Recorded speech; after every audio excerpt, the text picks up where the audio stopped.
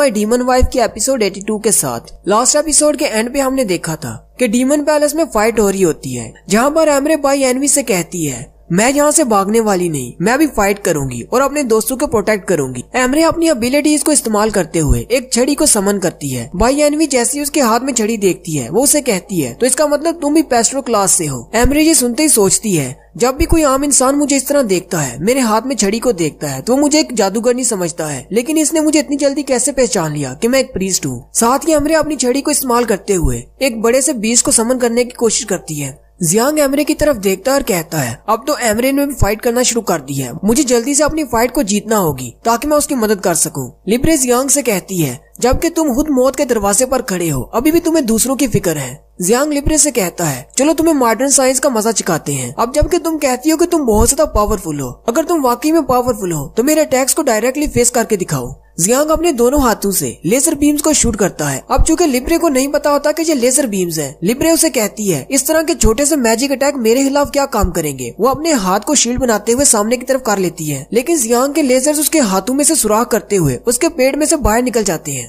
Libre ये देखकर बहुत ज्यादा हैरान हो जाती है और कहती है आखिर ये कैसे हो सकता है। जबकि उसी वक्त महल के अंदर का सीन दिखाते हैं। क्वीन भागती हुई बाहर की तरफ आ रही होती है। क्वीन कहती है बाहर बहुत ज्यादा धमाके हो रहे हैं, मुझे जल्दी से बाहर जाना होगा। उसी वक्त क्वीन को आवाज आती है जो कि लिलियन की होती है। क्वीन जैसे ही पीछे की तरफ देखती है, लिलियन शर्माते हुए क्वीन से कहती है हम दोनों आखिरकार मिल ही गए। लिलियन को वहाँ पर देखकर क्वीन बहुत ज्यादा गुस्सा हो जाती है और उस पर अटैक करती है। लिलियन क्वीन से कहती है मेरी क्वीन तुम अपने ही लोगों पर अटैक क्यों कर रही हो। क्वीन उसे कहती है तुम्हें शर्म नहीं आती इस तरह का सवाल पूछते हुए। क्या तुम्हें अंदाजा भी है कि कितना अरसा मैंने इंतजार किया है इस दिन का कि कब मैं तुम्हें अपने हाथों से मार सकूं। लिलियन क्वीन से कहती है क्या वाकई में क्वीन मुझे मिस कर रही थी, ये तो बहुत ही अच्छी बात है, मेरे पास वापस आ जाओ, मैं तुम्हें थ्रोन वापस दे दूंगी और तुम मेरी क्वीन बन जाओ। क्वीन ये बात सुनकर और भी गुस्सा हो जाती है और उस पर अटैक करते हुए कहती है वो थ्रोन है ही मेरा जो तुम मुझे देना चाह रही हो। लिलियन उसके अटैक को ब्लॉक करते हुए उससे कहती है क्या तुम अब भी मुझसे गुस्सा हो कि मैंने तुम पर अटैक किया। क्वीन उससे कहती है क्या तुम्हें अभी भी लगता है कि तुमने मेरे साथ कुछ भी बुरा नहीं किया।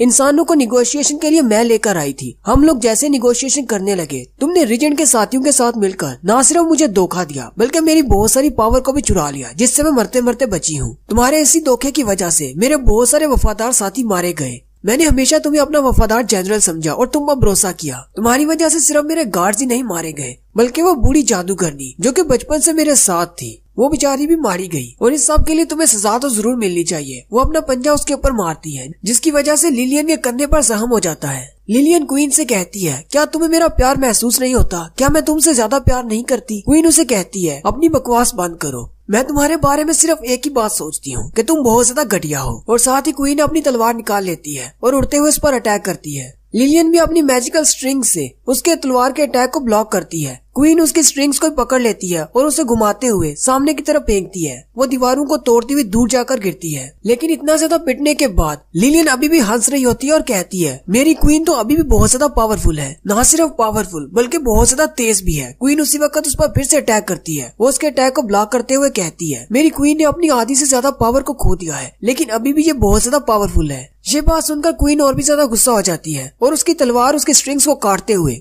लिलियन की बॉडी के ऊपर लगती है, जिससे लिलियन बहुत ज्यादा जख्मी हो जाती है। थोड़ी देर के लिए ऐसे ही दिखाती है जैसे लिलियन बहुत ज्यादा जख्मी है, लेकिन साथ ही वो फिर से हंसना शुरू कर देती है और अपनी बॉडी से बड़े बड़े स्नेक्स निकालती है और क्वीन पर अटैक करती है। क्वीन उसके बड़े स्नेक्स को काटना शुरू कर देती है। लिलियन हंसते हुए कहती है ये तो मेरे लिए बहुत ज्यादा ऑनर की बात है कि मैं क्वीन से इस तरह पिट रही हूँ। जबकि क्वीन इजाबेला भी ये देखकर बहुत ज्यादा हैरान होती है और कहती है आखिर मैंने इसको इतना ज्यादा पीटा, लेकिन फिर भी इसे देखकर लगता नहीं कि इसने मुझसे मार खाई है।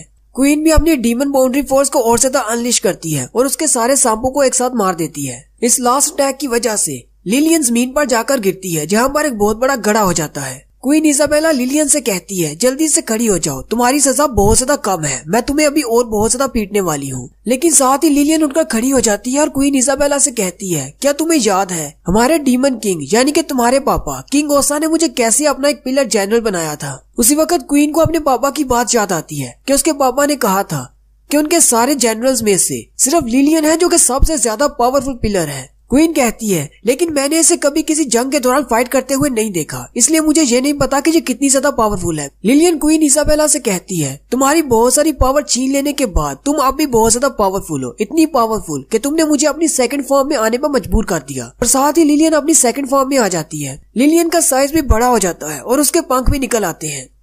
नेक्स्ट सीन भाई एनवे और एमरे की फाइट का होता है। एमरे एक बड़ी सी फॉर्मेशन ओपन करती है जहाँ से वो एक एंशिएंट बीस्ट को बुलाने की कोशिश कर रही होती है। एमरे कह रही होती है प्लीज कोई बड़ा सा बीस्ट आ जाए जो कि मेरी मदद कर सके, और उसी वक्त उसकी फॉर्मेशन में से बिजली निकलती है और एक बड़ा सा बीस्ट निकलता है। वो बड़ा सा बीस्ट एक थंडर वुल्फ होता है। एमरे कहती है ये तो बीस्ट की रैंकिंग में सेकंड नंबर पर है और ये बहुत ज्यादा पावरफुल है। थंडरवुल्फ एमरे से पूछता है क्या तुमने मुझे बुलाया है? एमरे बहुत ज्यादा घबरा जाती है और उसे कहती है हाँ मैंने बुलाया है। थंडरवुल्फ से कहता है क्या तुम चाहती हो कि ये सामने जो औरत खड़ी है मैं इसको हरा दूं? एमरे फिर से सारी लाते हुए उसे कहती है हाँ मैं ऐसे ही चाहती हूँ। थंडरवुल्फ गुस्सा हो जाता है और उसे कहता है मैं अपने आप कुछ भी नहीं कर सकता, अगर तुम्हें मुझे कंट्रोल करना नहीं आता तो अगली बार मुझे मत बुलाना। एमरे वहीं पर बैठकर रोना शुरू कर देती है और कहती है ये बहुत ज्यादा स्ट्रॉन्ग है, इस बार मेरी मदद कर दो। भाई एनवी एमरे से कहती है मुझे नहीं लगता कि तुम्हारी समनिंग टेक्निक इतनी ज्यादा अच्छी है। थंडरवुल्फ भाई एनवी से कहता है तुम्हें बीच में बोलने का किसने कहा? इस लड़की को सिर्फ मैं सिखा सकता हूँ। एमरे थंडरवुल्फ से कहती है तो तुमने क्या फैसला किया? क्या तुम मेरे साथ मिलकर इसको हराने में मदद करोगे? मुझे अपने दोस्तों को हील करने के लिए जाना है।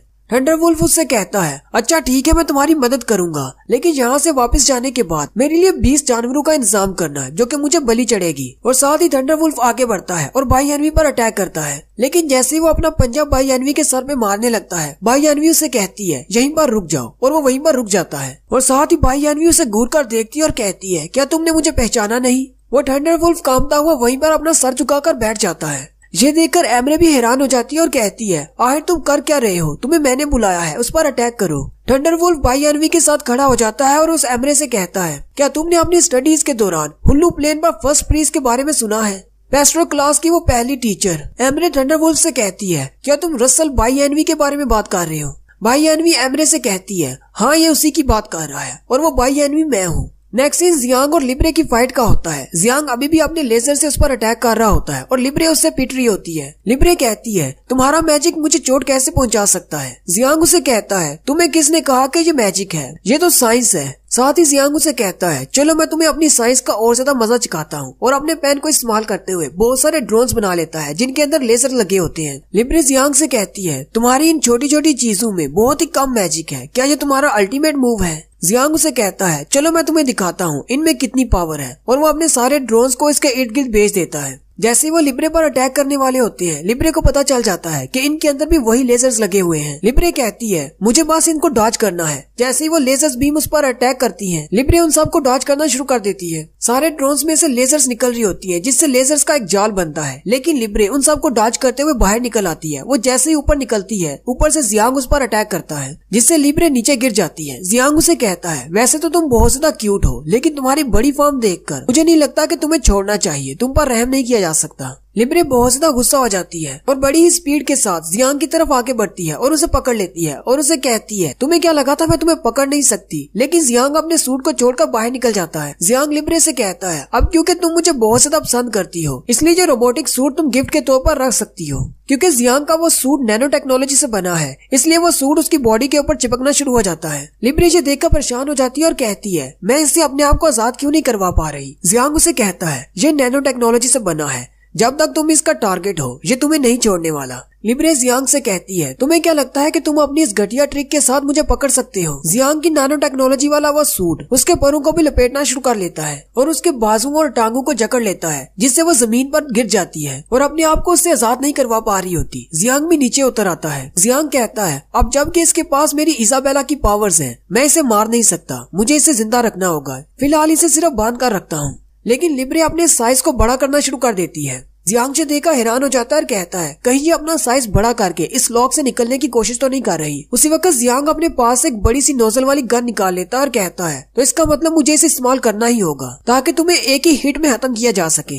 नेक्स्ट सीन फिर से भाई एनवी और एमरे की फाइट का होता है। भाई एनवी उस थंडरवुल्फ पर हाथ रखते हुए एमरे से कहती है ये सारे के सारे 12 बीस्ट जिन्हें तुम समन कर सकती हो उन सभी को मैंने पकड़ा था और मैंने ही इन सब को ट्रेन किया था। हालांकि ये सारे 12 बीस्ट मुख्तलिफ एरियाज में रहते हैं, लेकिन ये सारे के सारे आज भी मुझसे लॉयल हैं और मेरे ही वफादार हैं। सिर्फ यही 12 बीस्ट नहीं, इसके अलावा और भी बहुत सारे ऐसे बीस्ट हैं जो कि मेरे डिसाइपल हैं और जब भी मैं उनको मदद के लिए समन करूंगी वो जरूर मेरी मदद को आएंगे। भाई एनवी थंडरवुल्फ से कहती है वापस चले जाओ, मुझे तुम्हारी यहाँ पर जरूरत नहीं, और वो थंडर बीस्ट वापस चला जाता है। एमरे वहीं पर बैठ जाती है और कहती है अब यहाँ पर ये क्या हो रहा है। एमरे कहती है मैंने अपने आप को मेंटली प्रिपेयर कर लिया था इस फाइट के लिए, लेकिन मुझे क्या पता था कि मैं ग्रैंड मास्टर से मिलने वाली हूँ। भाई एनवी एमरे से कहती है अब जबकि तुमने मुझे अपना ग्रैंड मास्टर मान लिया है इसलिए तुम्हें डरने की जरूरत नहीं, मैं तुम्हें हर्ट नहीं करूंगी, मुझे बस अपनी क्वीन लिलियन के ऑर्डर्स को फॉलो करना है, तुम अकेली यहाँ से जा सकती हो लेकिन इन दोनों को मैं साथ नहीं ले जाने दूंगी। एमरे भाई एनवी से कहती है नहीं ऐसा नहीं हो सकता, और साथ ही वो अपने मैजिकल स्पेल को इस्तेमाल करते हुए भाई एनवी को उसमें जकड़ लेती है। भाई एनवी से कहती है ये तो रिवर्स मैजिकल स्पेल है, तुम ये बात जानती हो कि तुम मुझे नहीं हरा सकती, फिर भी तुम मेरे दुश्मन बनना चाहती हो। एमरे उसे कहती है ये सब मेरे दोस्त हैं और मैं इनको यहाँ पर छोड़कर नहीं जा सकती, चाहे तुम कितनी ही ज्यादा स्ट्रॉन्ग क्यों ना हो, मुझे आखिरी दम तक फाइट करनी है। भाई एनवी एमरे से कहती है मुझे पता है कि ये स्पेल कौन सा है, तुम्हारे इस स्पेल की वजह से दुश्मन की बाजू और टांगे मुड़ना शुरू हो जाती हैं,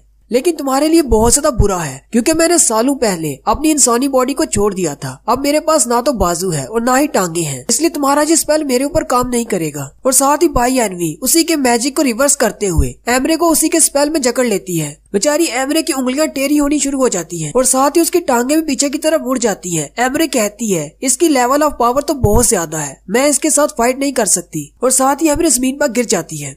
भाई एनवी एमरे से कहती है मुझे तुम जैसी बच्ची बहुत ज्यादा पसंद आई, क्या तुम मेरी स्टूडेंट बनना चाहोगी। एमरे भाई एनवी से कहती है मुझे ये बात पता है कि तुम हमारी ग्रैंड मास्टर हो, लेकिन तुम क्वीन लिलियन के साथ हो इसलिए तुम जरा भी अच्छी नहीं, मैं तुम्हारी स्टूडेंट नहीं बनना चाहती। भाई एनवी हंसते हुए उससे कहती है लिलियन जैसे मॉन्स्टर को अपनी क्वीन मानना और उसकी बात मानना, इससे तो तुम्हें यही लगता होगा कि मैं एक बुरी औरत हूँ, लेकिन मैं तुम्हें फिर से ऑफर करना चाहूंगी, अगर तुम मेरी स्टूडेंट बनना चाहो तो मैं तुम्हें सारे स्पेल सिखा सकती हूँ जो कि मुझे आते हैं। फिर ना सिर्फ तुम उन 12 बीस्ट को बुला सकती हो बल्कि उसके अलावा मैं तुम्हें कुछ ऐसे बीस्ट भी दिखाऊंगी जो कि ड्रैगन्स के लेवल के हैं। और साथ ही भाई एनवी एक बड़े से ड्रैगन को समन करती है और उसे कहती है तुमने इस बड़े से बीस्ट के बारे में पहले सुन रखा होगा। और यहीं पर हमारी एपिसोड 82 का एंड होता है।